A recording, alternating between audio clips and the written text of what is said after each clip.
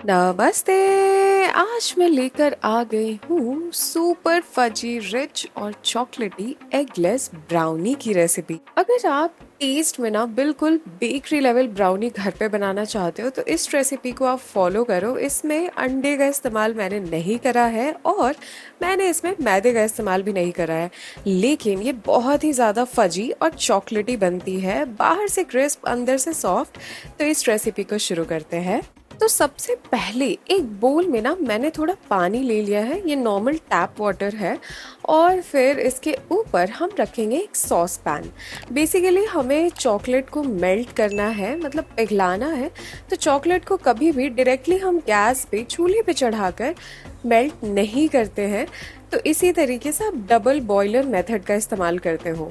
तो बोल में पानी को डालकर मैंने सॉस पैन को रखा और उसमें डाल दी ढेर सारी डार्क चॉकलेट। और फिर मैंने इसमें ना बटर को ऐड कर दिया था। बटर को ऐड करने के बाद आपको इन दोनों चीज़ों को अच्छे तरीके से कर लेना है मेल्ट, मतलब बिल्कुल अच्छे से पिघला लेना है। बिल्कुल सिल्की स्मूथ सा मिक्सचर मिल जाए हमें, इस तरीके से हमें पिघलाना है इसे। और हाँ, मैं यहाँ पे बता दूँ, आँच बिल्कुल धीमी है।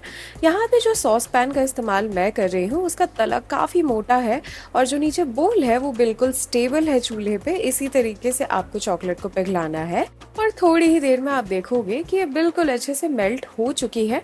आपको इसे लगातार थोड़ा चलाते रहना है, ये इम्पोर्टेंट है। अब यहाँ पे ना इस पिघले हुए मिक्सचर को हम निकाल देंगे बाहर और रख देंगे साइड। थोड़ी देर के लिए वो ठंडा हो जाए और यहाँ पे ना हम मोल्ड को रेडी कर लेंगे। तो यहाँ पे मैं एक केक टिन ले रही हूँ और इसमें ना मैंने थोड़ा ऑयल पहले से लगा रखा है, ऑयल बटर जो भी आप लगाना चाहो।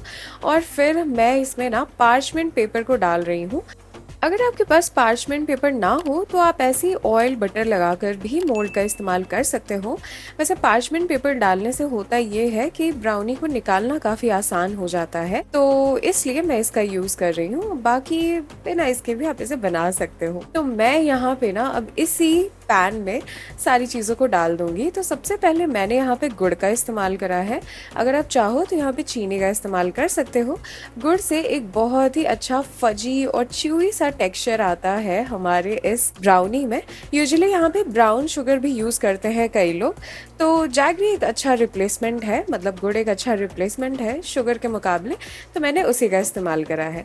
तो इसे भी अच्छे से हम थोड़ा मिक्स कर लेंगे। और चॉकलेट ना हल्की सी वार्म है अभी भी, तो जो गुड़ है ना वो हल्की सी पिघल भी जाती है इसमें। और फिर मैं यहाँ पे डाल दूंगी इसमें दही।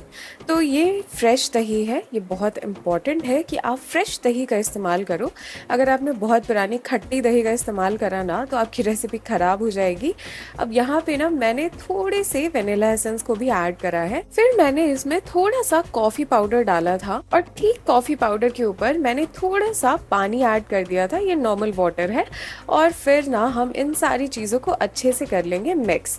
यहाँ पे हमारा वेट मिक्सचर बिल्कुल तैयार है, मतलब जो गीला मिक्सचर है वो बिल्कुल तैयार हो चुका है। आपको ना कढ़ाई को पहले ही गर्म कर लेना है।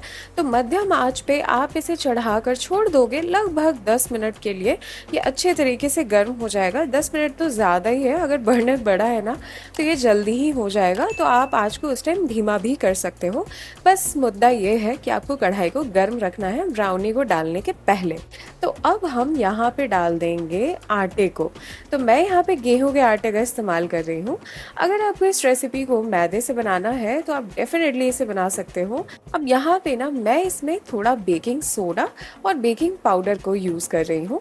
बेकिंग पाउडर की मात्रा बेकिंग सोडा से ज़्यादा है। आप इन चीज़ों का बहुत ध्यान रखोगे, हर चीज़ की मात्रा बिल्कुल परफेक्ट होनी चाहिए। अगर आपने इसे थोड़ा ऊपर नीचे कर दिया तो रेसिपी ख़राब हो जाएगी। बेकिंग एक कुकिंग मेथड नहीं, साइंस भी होती है, तो इसलिए बहुत इंपॉर्टेंट है कि आप इसमें मात्राओं का बहुत ध्यान रखो। अब यहाँ पे ना अच्छे तरीके से मैं सारी चीज़ों को बस मिक्स करते जा रही हूँ। आपको इस मिक्सचर को ओवर मिक्स भी नहीं करना, मतलब बहुत ज़्यादा नहीं मिला देना। बस आपको इतना मिक्स करना है कि ये बिल्कुल सिल्की स्मूथ सा बैटर बन जाए। जैसे ही आपको लगे कि आटे की कोई भी गांठ नहीं है इस मिक्सचर में, बस आप समझ जाओ कि मिक्सचर बिल्कुल तैयार है। तो हम इसे डाल देंगे ब्राउनी के मोल्ड में और यहाँ पे ना अच्छे अच्छे तरीके से हम एक बार इसे टैप कर लेंगे। अब टैप करने के बाद अगर आप चाहो तो ऊपर से चॉकलेट के चंक्स जैसे मैं लगा रही हूँ वैसे लगा सकते हो। ये इम्पॉर्टेंट नहीं है, बट अगर आप चाहो तो लगा सकते हो, इससे अच्छा टेस्ट आता है। इसलिए यहाँ पे ना कढ़ाई बिल्कुल गर्म हो चुकी थी, तो यहाँ पे आप इसे ढक कर बेक करोगे लगभग 35 से 40 मिनट के लिए। वैसे ये लगभग 30 से 35 मिनट में ही रेडी हो जाती है, बट अगर आप छोटे बर्नर का इस्तेमाल करोगे तो थोड़ा सा ज़्यादा समय लग सकता है। इसलिए आप इस चीज़ का थोड़ा सा ध्यान रखोगे कि ब्राउनी अच्छे से बेक हो जाए। और अगर आप इसे ओवन में बनाना चाहते हो तो आपको इसे 180 डिग्री सेल्सियस पे बेक करना है लगभग 25 से 30 मिनट के लिए। और हाँ, मैं पैन का साइज भी बता दूं कि ये 6 इंच का पैन है। अब यहाँ पे ना अच्छे तरीके से ये ब्राउनी हो चुकी है बेक, जैसा कि आपको दिख रहा होगा। ऊपर जो है बिल्कुल परफेक्ट ट्रिंकल टॉप आया है, जो कि ब्राउनी की पहचान है। तो हम इसे ना बहुत ही ध्यान से कढ़ाई से बाहर निकाल लेंगे और फिर इसे हमें करना है ठंडा। जी हाँ, अच्छे तरीके से ठंडा। इसका ये मतलब नहीं कि आप इसे तुरंत पलट दोगे। आपको इसी पैन में ब्राउनी को छोड़ देना है फ्रिज के अंदर डालकर लगभग 2 से 3 घंटे के लिए। ये बहुत इम्पॉर्टेंट स्टेप होता है जो कि कई लोग मिस कर जाते हैं, जिसकी वजह से ना उनकी ब्राउनी प्रॉपर शेप में नहीं रहती और वो बिखर जाती है।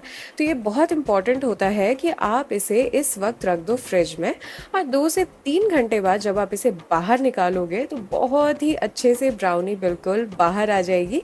और पार्चमेंट पेपर के साथ हो या बिना, आप इसे आराम से बाहर निकाल पाओगे और ये बिल्कुल भी बिखरेगी नहीं और अपने शेप को होल्ड करके रखेगी। तो यहाँ पे पार्चमेंट पेपर को थोड़ा खोल के मैं इसे 4 पीसेस में कट कर लूंगी। मैं यहाँ पे आपको दिखा दूं कि ये कितनी ज्यादा अच्छी बनी है। शूट की वजह से मैंने तो इसे थोड़ा सा पहले ही निकाल दिया था, फिर भी ये कितनी परफेक्ट बनी है वो तो आपको दिख ही रहा होगा। तो जाओ बनाओ, मुझे बताओ कि रेसिपी आपको कैसी लगी। बहुत ही ज्यादा चॉकलेटी बनी है, ये बहुत ही फजी है और इसमें किसी भी तरीके की अनहेल्दी चीज का इस्तेमाल हमने नहीं करा है, फिर भी बिल्कुल बेकरी लेवल टेस्ट है इसका। मैं आशा करती हूँ आपको ये वीडियो, ये रेसिपी अच्छी लगी हो। अगर ऐसा है तो लाइक का बटन जरूर दबा देना, और ऐसी वीडियोस ऐसी रेसिपीज के साथ तो मुझे हर हफ्ते नमस्ते ईट्स के चैनल पे आते ही रहना है। तो मेरे चैनल को सब्सक्राइब करना मत भूलना। तब तक के लिए बाय बाय।